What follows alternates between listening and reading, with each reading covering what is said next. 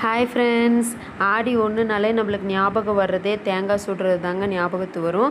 நான்லாம் ஸ்கூல் போன டைம்லையெல்லாம் ஸ்கூல்லேருந்து வரங்காட்டி எங்கள் தாத்தா பாட்டி இந்த தேங்காயெல்லாம் உரைச்சி மஞ்சள் தடவி இந்த மாதிரி பூரணமெல்லாம் போட்டு குச்சி வச்சுட்டு ரெடியாக வச்சுருப்பாங்க. நாங்கள் வந்தோடனையுமே தேங்காய் சுடுறது தாங்க எங்களோட வேலையாகவே இருக்கும். அவ்வளோ ஈஸியாக இருந்துச்சு அப்போல்லாம். இப்போல்லாம் அப்படி கிடையாதுங்க. இப்போ நம்ம குழந்தைங்கன்னு வந்ததுக்கப்புறம் நம்ம குழந்தைங்களுக்கு நம்ம தாங்க செஞ்சாகணும். ஸோ நானுமே பிள்ளைங்க வரங்காட்டியும் இதெல்லாமே ரெடி பண்ணி வச்சுட்டேன். பசங்க வந்தோடனையுமே குளிச்சுட்டு டக்குன்னு நான் என்னென்ன பண்ணுறேன் அப்படிங்கிறத பார்த்துட்டே இருந்தாங்க. கொஞ்சம் வித்தியாசமாக பார்த்தாங்க. ஏன்னா அவங்களுக்கு அந்த அளவுக்கு தெரியாது இல்லையா, இப்படி தான் செய்யணும் அப்படின்னு தெரியாது இல்லையா. ஸோ குழந்தைங்க நல்லா என்ஜாய் பண்ணி பார்த்துட்டு இருந்தாங்க.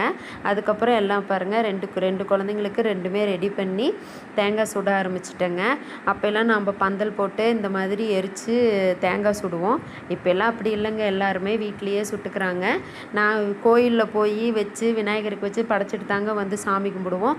அப்படிலாம் இல்லைங்க, இப்போ வீட்லேயே செஞ்சுக்கலாம். எங்களுக்கும் பக்கத்தில் கோயில் கிடையாது, ரொம்ப தூரம் போகணும். அதனால் நானுமே வீட்லேயே வச்சு படைச்சிட்டேன்.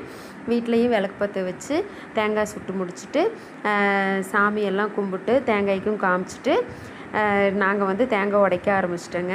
எல்லாமே சுற்றி கற்பூரம் எல்லாமே காமிச்சிட்டு ரெடி பண்ணி பசங்களும் சாமி கும்பிட்டாங்கங்க. சாமி கும்பிட்டு கடைசியாக உடச்சி பார்த்தா சூப்பராக வெந்திருந்ததுங்க உள்ளார போட்ட பூரணம். நீங்களும் என் வீடியோ ஃபாலோ பண்ணி சப்ஸ்கிரைப் பண்ணிக்கோங்க ஃப்ரெண்ட்ஸ். தேங்க்யூ.